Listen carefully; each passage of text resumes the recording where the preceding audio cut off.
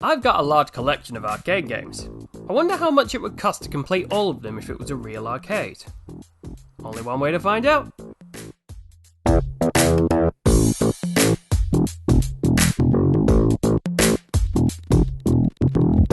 Last episode I said, join me next time where we'll be taking a stroll down Midway Memory Lane. What I meant by that was for the next few arcade episodes we're going to be looking at some of the games on the Midway Arcade Origins collection. A decent selection for any enthusiastic arcade lover. 7 out of 10, would waste money on again. With summer almost over, at least at the time of this recording, hoping that my motivation stays with me long enough to get it finished before summer. It's that time of year where you look back and enjoy all the memories you've made this summer. Memories involving ice cream, fun fairs, summer love-ins, pool parties, barbecues. Or at least you should be able to, but we couldn't because... reasons. A lot of people have fond childhood memories of summer. Not me, however. While other kids were out there enjoying themselves, making memories and getting scabs on their knees and finding love, things they could look back on when they're old and think, oh god, that was so great. I was sat at home, riddled with anxiety from social situations because high schoolers are little shits. I was sat at home because nobody liked me because I was different. Because I had things wrong with me, and they didn't want to hang around with me because I was uncool, I was unpopular, and being seen with me would make things worse. So enjoying a summer just like any other kid, no, that wasn't possible at all, and it was all their fault, no though. I don't hold any bitterness towards them. I don't at all hope that they have a horrible life, and also, I really do not hope the worst for them. Ever. Never has that ever crossed my mind because of everything they did in high school to me. The biggest factor though was British summers.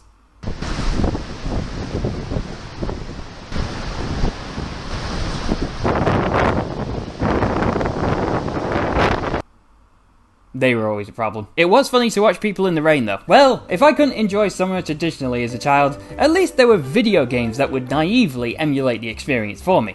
Today, we're going to be looking at a game that attempts to do so, Toobin. A pseudo-racing game for 1 or 2 players. You play as either of the tube dudes, Biff or Jet, who, quote, think they're cool. Your goal is to tube race to the end of 6 river courses while avoiding hazards, scoring points, and if you feel like it, being a dick to your friend. There isn't really much to say about this game.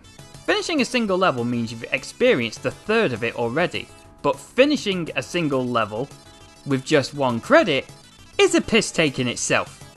Once you start the game, all you need is 1 button press to realise that the controls are going to be tricky to not get annoyed by. On the machine there would be 5 buttons, and no stick, would you believe. 1 button would start the game, but the other 4 operate your movement. It's a bit confusing to explain, but here we go. Each side operates a hand on your character. Pressing either button on one side makes the hand flick in the water. The top button made it flick backwards and the bottom button made it flick forwards. This is how you spin on the spot or turn. Pressing the same button on each side will make you move forward or backward. In short, it's tank controls, but worse. How do fight? There we go. It'll take some getting used to as the hand flicks are relative to the direction your character is facing, so it's inevitable that you will flick the wrong hand when you're not facing downwards. Hand flicks also have a habit of not reacting straight away. This could be down to the programming, but you will spot your hand flick will have no effect or the wrong effect on your character too often, resulting in you doing a slight turn when you wanted to do a spin on the spot and vice versa. This really gets annoying when you're trying to get through a point gate without touching it, else you lose points, or when you get stuck on the graphics. Me and Aka played this on the Xbox where the control scheme is slightly different, and while you can use the buttons, you can also use the stick and D-pad to move your character. Using the stick isn't without issue though, as the slightest degree out makes you spin out of control and makes one very pissed off girlfriend. The 5th button had a second function that allowed you to throw a can of pop at hazards in your way, or the other player, though we couldn't pull that off. The mechanics of the game are a hell of a lot simpler. Everything you do gets you points. Picking up treasure? Points. Floating through point gates? Duh. Hitting hazards with cans? Points. Assaulting people who assault you first? Points. Even moving earns you points, and the faster you go, the more you've got. At the end of each level, you arrive at a beach party and your points are tallied up and any letters you found are displayed and give you bonus points. Fuck if I know where they are though. We only found one during our entire playthrough. It was on the last level and we still have no idea where it was. In the first level, you do have an option to warp to the next level, if you can reach the whirlpool. Touching the warp will teleport both players to the next 600,000 points! From doing a warp? Damn. And there's another portal right there. The temptation to get more points is strong. If only the points meant something. Well, something worthwhile. You get 3 patches per credit, which acts as your life bar, and lose 1 whenever you collide with virtually anything. After all your patches are gone, you're deluded into thinking he's cool teenager drowns. But if you choose to continue, you rise back up from the watery grave. Thanks, Poseidon. Achieving a point milestone will add 1 patch to your count. Issue being that these milestones are ridiculously far apart, including the very first one. You're not going to survive long enough to get this bonus because everything wants to kill you. Hillbillies, cattle, dinosaurs, dragons, even the devil himself wants to claim your soul. The levels are composed of 5 or so different environments per stage. They feel very similar and hardly vary, avoiding obstacles and scoring as much points as you can until you reach the finish line, where everyone dances weird and this pupper is loving life.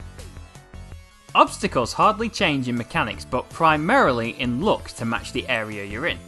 The only variations you will see in the obstacle functions are size and speed. Despite these variations though, the game feels very stale, very quick.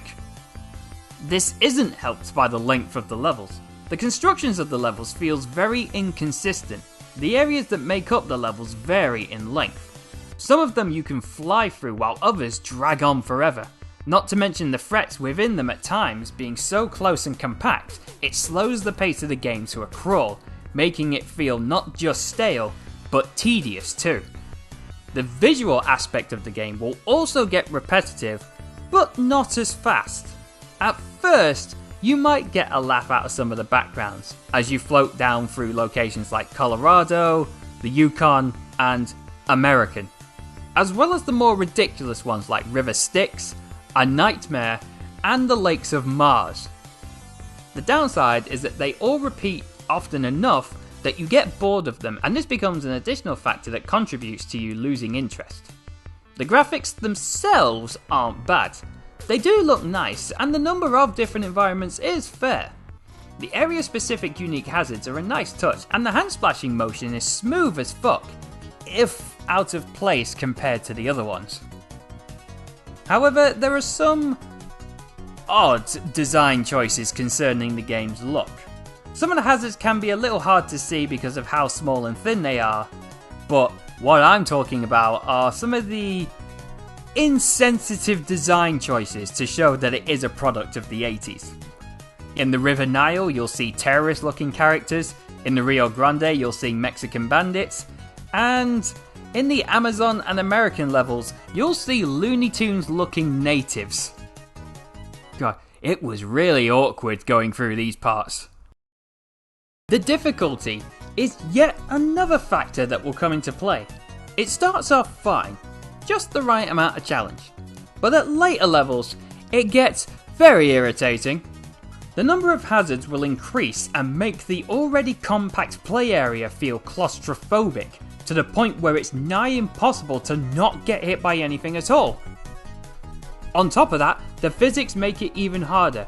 Whether you're stuck on a corner or being launched across the map for some reason, these problems are almost always going to result in you getting hit by a hazard in some fashion. Which makes it even worse because you died because they couldn't make a game properly. The sound design is what you would expect it to be.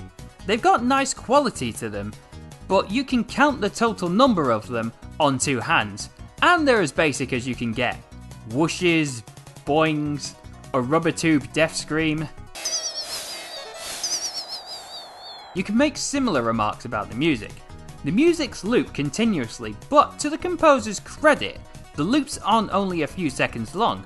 I timed some of them and they averaged at about 1 minute 15 seconds, give or take. The tunes themselves, they're not bad. Some of them are catchy and do complement the scenery you're in.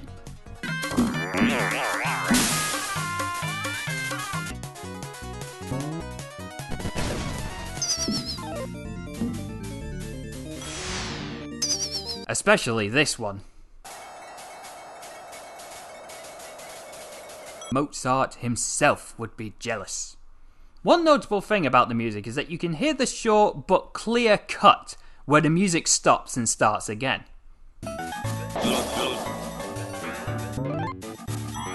Despite that though, I think it's fair to say that when it comes to the game's presentation, unlike the gameplay, it's definitely not lazy. The only thing left to mention really is the ending. Reaching the end of stage 6 feels like any other level, only this time you get the end game message. Party, dude! Keep on Toobin! You know when you're with a group of friends and someone you don't like arrives and the atmosphere just dies? That's the impression I'm getting here. Oh god, more flashbacks to my childhood. And in all honesty, that's all there is to talk about this game. It's very minimal and very simple. Is it cool though? Not really. It gets boring pretty quick. The visual jokes wear off the first time you see them, as do the game's visuals as a whole. The bare minimum mechanics and the minimally differing level structure makes it hard to stay interested. Overall, it's just meh. The experience is better with a second player, obviously, but even then, it doesn't make that much of a difference. Now that I think about it, seeing as how you're supposed to be racing each other and are somewhat encouraged to get the other player killed so they have to put more money in, I think I just found an early example of griefing tactics. Maybe this is where Rockstar got the idea from. And that was Toobin. Let's have a look at how much money we spent deluding ourselves into thinking we're cool. As is tradition, 2 credits to start the game at 50p each makes £1 to start a 2-player game. Despite how short this review actually is though, playing from start to finish took us under an hour, even with the walk we took. Not to mention its ridiculous difficulty.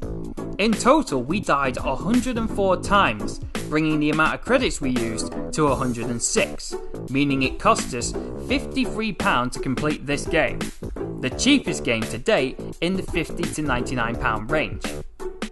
Bringing us to the totals, we now have used a total of 959 credits and a total of 754 money hypothetically spent in our hypothetical arcade.